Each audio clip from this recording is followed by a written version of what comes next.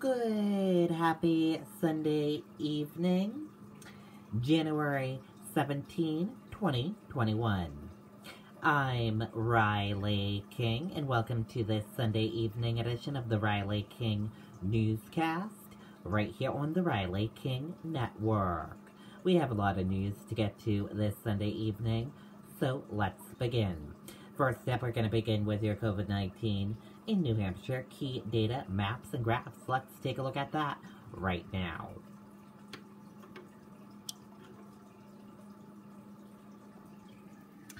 And here is a look at that information for all of you right now. There are 55,945 number of people in New Hampshire have tested positive for COVID-19. 23,727,467 number of people in the United States have tested positive.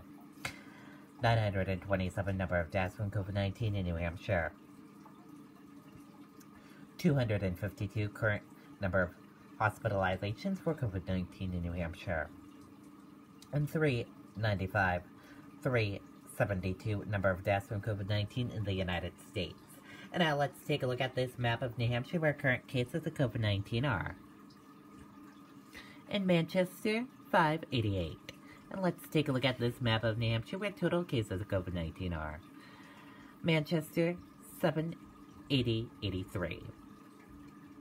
And now let's take a look at these three charts here. Let's start with the first chart here. New cases each day in New Hampshire. The purple, daily new positive COVID-19 cases. Orange, new hospitalization. And red, deaths. And let's take a look at this chart here. Current cases in the purple. Total current COVID-19 cases. And orange, current hospitalization. Let's take a look at this chart here. Total cases in the purple. Total positive COVID-19 cases. Orange, total hospitalization. Red, deaths. And blue, recovered. And let's take a look at this chart here. Positive PCR test rate, positive PCR and antigen test rate, and daily PCR test. Let's take a look at this chart here. Age group of cases and female and male of cases. And let's take a look at this chart here. Infections, hospitalizations, and deaths. And let's take a look at this chart here. Deaths, percent of New Hampshire population, race/ethnicity of cases, and hospitalizations.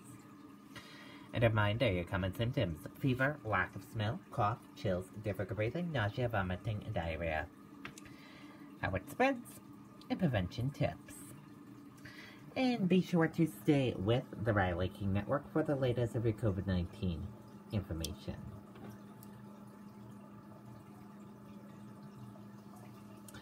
And we have an update on a story that we brought you last night.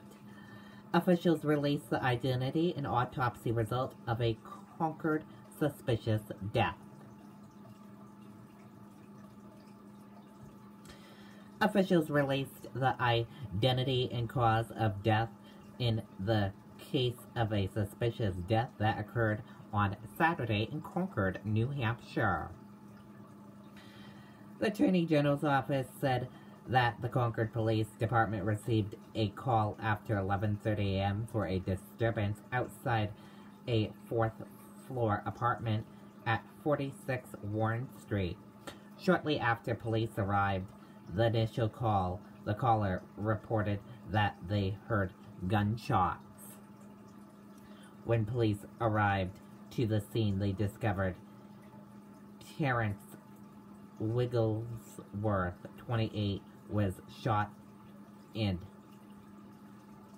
tried to provide medical treatment, but he was pronounced dead at the scene. Autopsy results released Sunday determined the cause of death was a single gunshot wound to his chest. According to officials, the manner of death was concluded to be a homicide by the chief medical examiner.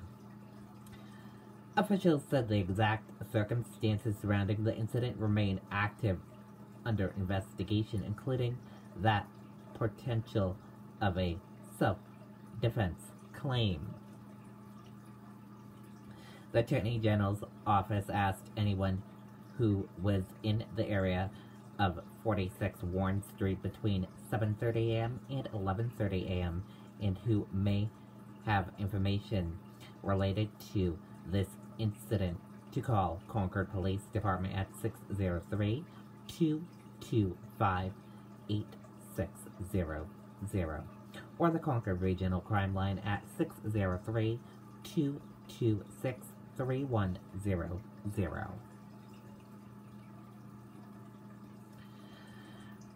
Propane heater sparks fire on Queen City Bridge. Let's take a listen to that video from WMUR News 9.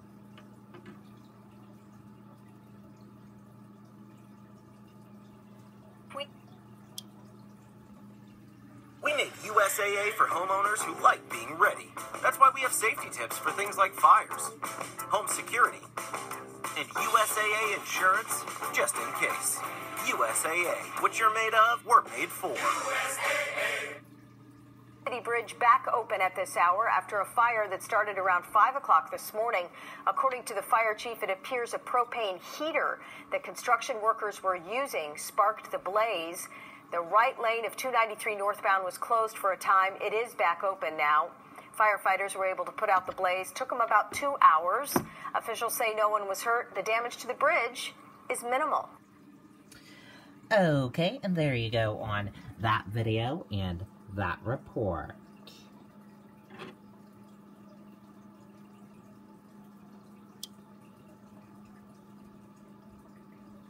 One person hospitalized after an apartment fire in Henniker.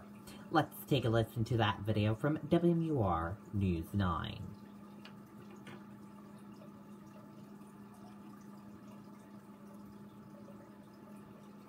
VA's mission is to support the mental health of veterans wherever they are. That's why VA offers telehealth, online resources, and in-person appointments. Call your local VA to learn about treatment options or visit www.mentalhealth.va.gov.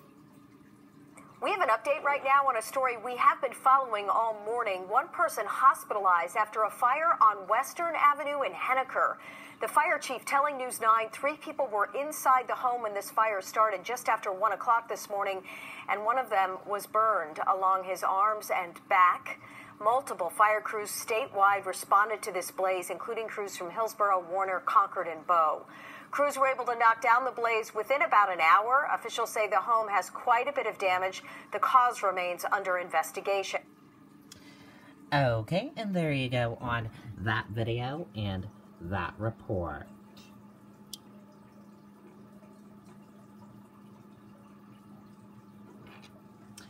More than 60 state reps have ignored executive order and defed masks.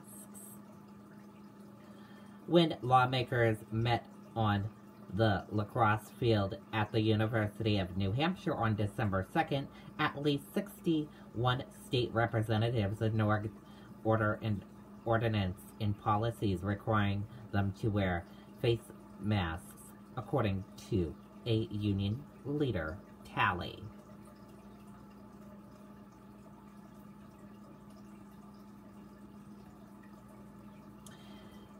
State intact their own security in preparation for pro-Trump demonstrations. Let's take a listen to that video from ABC News.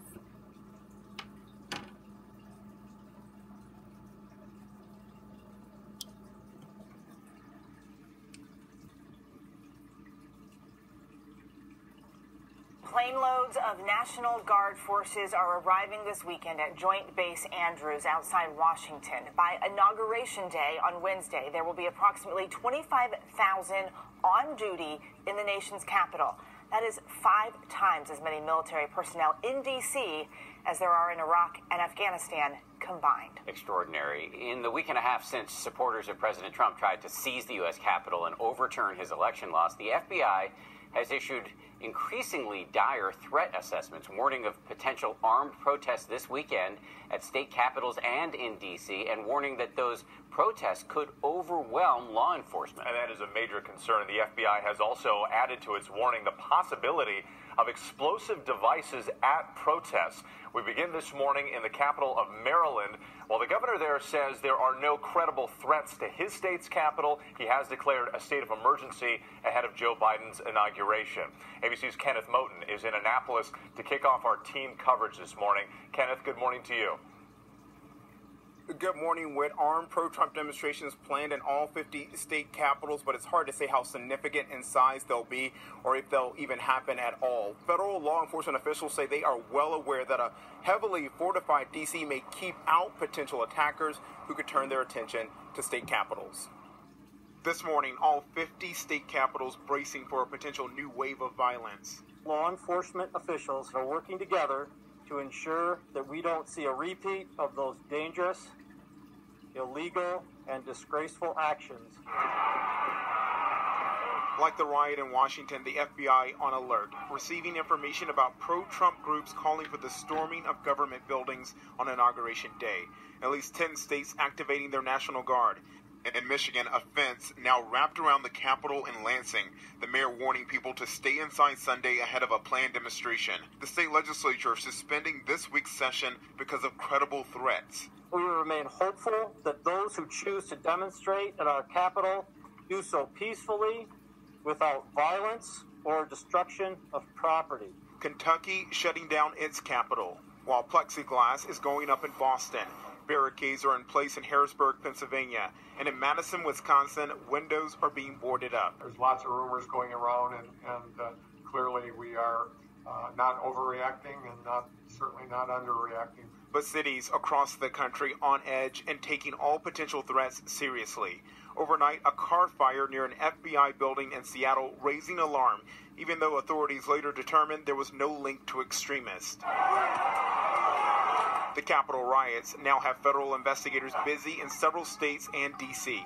Images of the suspected pro-Trump rioters on display outside D.C.'s train station. In Detroit, this large billboard showing an FBI ad seeking tips. So far, at least 300 open investigations into riot suspects as the arrests keep coming. Lisa Eisenhart taken into custody and charged with entering the Capitol. The mother of Eric Munchell, who was charged last week after allegedly carrying zip ties into the building. Dominic Pizzola of Rochester, New York, accused of smashing that Capitol window and allegedly threatening to kill Vice President Mike Pence, House Speaker Nancy Pelosi, and others. Under arrest in Texas, Tim Giannett, the far-right media personality who calls himself Baked Alaska, allegedly spotted on video inside the Capitol chanting, "Patriots are in control."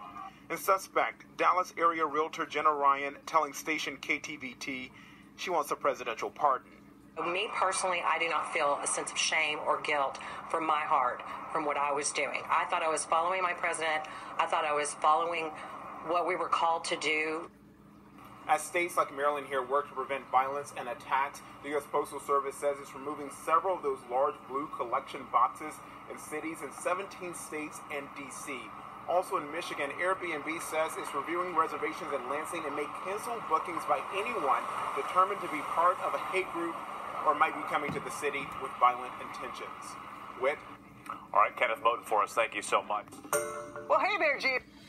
Okay, and there you go on that video and that report. And are you thinking about adopting a pet? Well, if you are thinking about adopting a dog, take a look at this dog that is up for adoption. Earl is a 1-year-old Spitfire looking for a new home. Earl is waiting for you at the Concord Pope Memorial SPCA. Let's take a look at that video from WMUR News 9.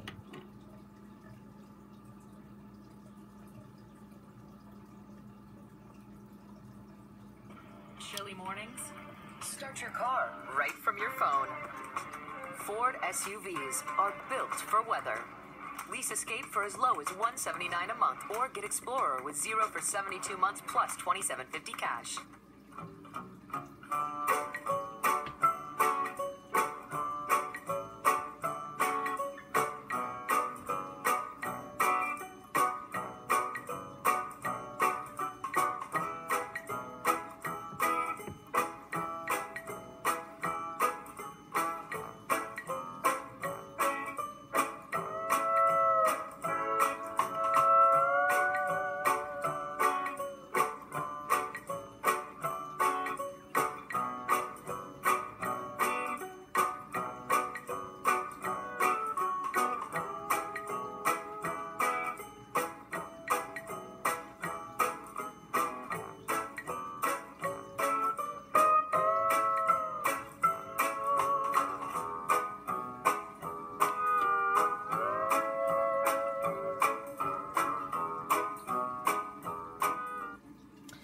Okay, there you go. So if you are interested in adopting a dog, why don't you check out Earl from the Pope Memorial SPCA in Concord. And thank you for joining us for this Sunday evening edition of the Riley King Newscast, right here on the Riley King Network. Have a great rest of your Sunday evening. I'll see you back here tomorrow for another newscast. I'll have a news report coming up in a little bit. Good night and goodbye, everyone.